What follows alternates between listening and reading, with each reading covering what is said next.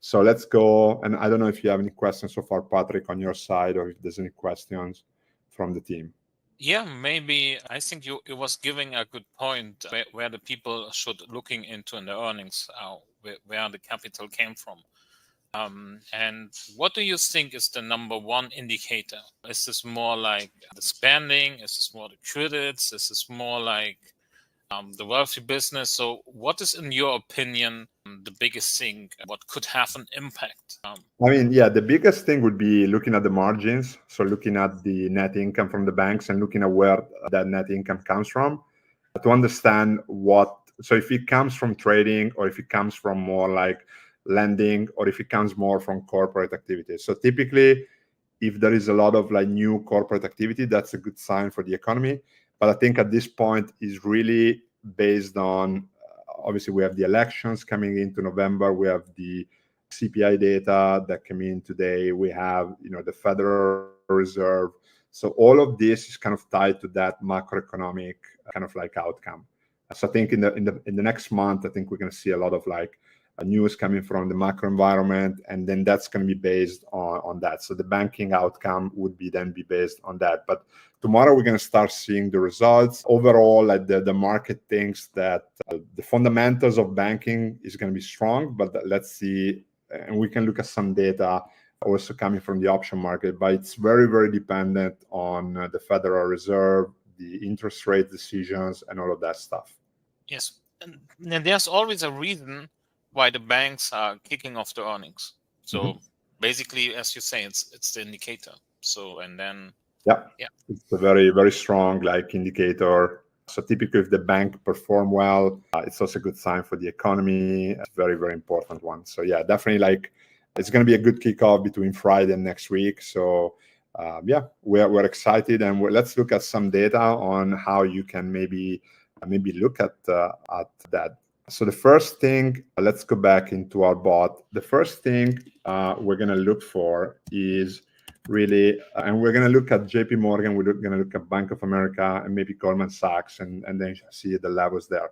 So the first thing we want to see is really our gamma profile, right? So by looking at our NetJax chart, we want to see where the overall market is positioned. So here we see that the largest strike or the core resistance level is at 220. We can also see it here in the chart right here. You see this level right here. So the price is now at 212, approaching kind of that level. We can also look historically to see over the past few days if the picture changed or if there's been any shifts. So we see that the core resistance has been there for a few days right there. So looking at the net gamma exposure, we see like a big exposure at these strike levels by looking at gamma and open interest. The second step is we want to look at the different expirations. So let's look, for example, at tomorrow's expiration, right? So here we have tomorrow's expiration right here. So we see obviously we have this strong exposure at 220. We also have like kind of like a strong here at 212, where we are right now. Then here we have the next week. So October 18, we still see this 220 as being like a pinning point. And then also if we look further through November, we have a 225, which is really our core resistance. So overall, this is what kind of like the exposure is for JP Morgan, right? So let's look, for example, at the same picture for Bank of America reporting next week. So we see a very similar trend. The core resistance right now is at 42. So if we go back to our chart and we open the Bank of America chart. So here we have our core resistance here at 41, apologies. And then we can do the same exercise.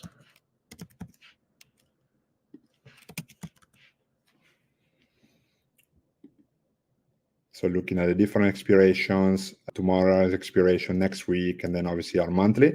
But then by adding some more advanced tools, and then we're going to go into our swing trading, we can also look at the term structure.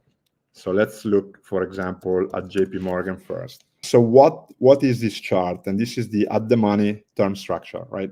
So the option term structure is really the relationship between the option expiration date and the implied volatility across those dates. So here what we see on the lower here is the business days to expiration. So this would be your future expiration dates. So this is where we are today, 10 days in the future, 20 days, 30 days. And then here we see the implied volatility over these expirations. So here we see that we have a very higher implied volatility for the next expiration, and the volatility tend to kind of lower the more further we go in the future. But then if we look at, for example, Bank of America, we see kind of like a different picture. So here, for example, and in this chart, you see 4 term structure. We look at the green line, which is today's value. We look at the yellow line, which is yesterday. And then we look at the red line, which is 5 days ago, and then 1 month ago. So if you see here, today's term structure, we see a very high implied volatility towards the earning days, so over the next 10 days. So you see that this has changed compared to the 5 days ago. So 5 days ago, we had kind of like a downward slope term structure, and we see an increase in implied volatility compared to, for example, yesterday or compared to a month ago. So like how you can read this is that obviously the implied volatility of these expirations has increased, and obviously maybe the market is worried about some macro event, and maybe there is some catalyst going on with the company. So basically this can be like an interesting sign of things that might be changing ahead of the earnings.